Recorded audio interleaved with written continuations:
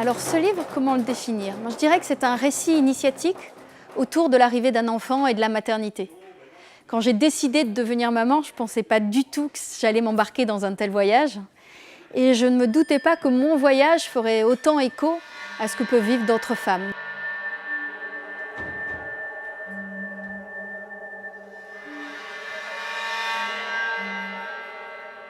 Mercredi 17 mars, le cabinet feutré d'un spécialiste français de la fertilité, installé dans le 16e arrondissement de Paris. Le verdict vient de tomber. Je suis stérile. Donc le pitch de départ, le fait divers avec lequel s'ouvre le livre, c'est qu'au bout de 7 ans d'infertilité, mon mari et moi avons décidé enfin d'aller consulter un spécialiste. Et après quelques tests, on s'est entendu dire que, vu nos âges, la durée, notre fécondité et mes taux de réserve ovarienne, il n'y avait rien à faire, ou pratiquement pas, que tout processus de médicalisation assistée serait inutile. Là où l'histoire devient étrange, c'est que 8 mois plus tard, de manière complètement naturelle, j'étais enceinte. Donc j'ai décidé de revenir sur mes pas, de comprendre ce que les spécialistes avaient sûrement loupé, et j'ai découvert un monde. Est-ce qu'on interroge suffisamment son alimentation, son mode de vie, et jusqu'à des choses encore plus subtiles qui sont les émotions, le désir véritable de devenir parent, la relation qu'on peut avoir à ce moment-là à un conjoint, relation émotionnelle, relation sexuelle. Et qu'est-ce qu'on est prêt peut-être à bouger, quelle place on est prêt à faire pour devenir vraiment parent.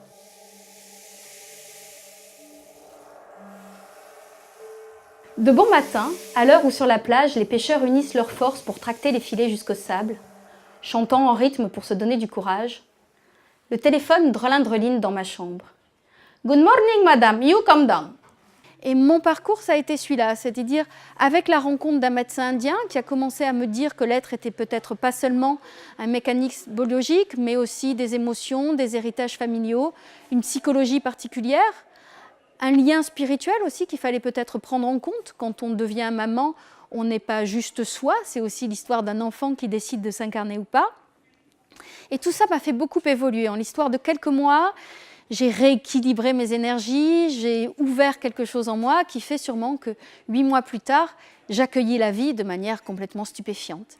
Et là, je pensais que le chemin était fini, génial, l'enfant apparaissait, sauf que j'ai découvert que le chemin ne faisait vraiment que commencer.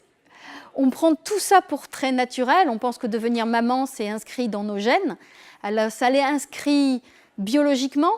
Mais est-ce qu'on est mère émotionnellement? Est-ce qu'on est mère psychologiquement? Je ne crois pas. Je pense que c'est le fruit d'un long apprentissage, de ce que je considère moi comme un voyage initiatique, c'est-à-dire une étape qui nous oblige à aller chercher plus profond qui l'on est, quelle force on mobilise, qu'est-ce qu'on est prêt à lâcher pour accueillir cet enfant et le vivre sereinement. Ce qu'on appelle souvent un baby blues, et parfois de mon point de vue et de celui de point de vue d'autres femmes qui témoignent dans le livre, quelque chose de plus identitaire, de plus existentiel, et que malheureusement nos sociétés aujourd'hui ne savent pas forcément l'accompagner, comme des traditions pouvaient savoir l'accompagner. La spiritualité balinaise repose sur la compréhension du lien, qui unit le macrocosme au microcosme. Les lois de la nature pulsent en nous.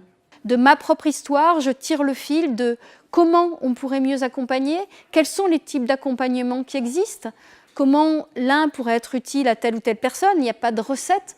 Je pense que la vraie question et la vraie réponse, elle est intérieure. Qu'est-ce qui est bon pour moi? Qu'est-ce qui est juste pour moi? Et comment tous ces questionnements, sur tout ce fil que représente l'arrivée d'un enfant, nous obligent à aller chercher nos ressources, à comprendre qui on est, à comprendre quelle est notre place au sein d'un couple, puis au sein d'une famille. Et le livre interroge tout ça. Je me suis rendu compte que des tas de femmes sont très seules avec tout ça, parce qu'il y a malgré tout une injonction sociale à une maternité béate et facile, et que dans les faits, c'est pas ça qui se passe. Donc le livre est aussi fait pour libérer cette parole.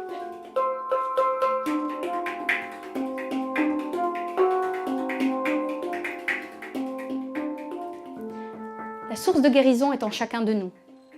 L'atteindre demande une évolution, une nouvelle compréhension de soi. Sinon, nous ne sommes qu'un bateau à la dérive.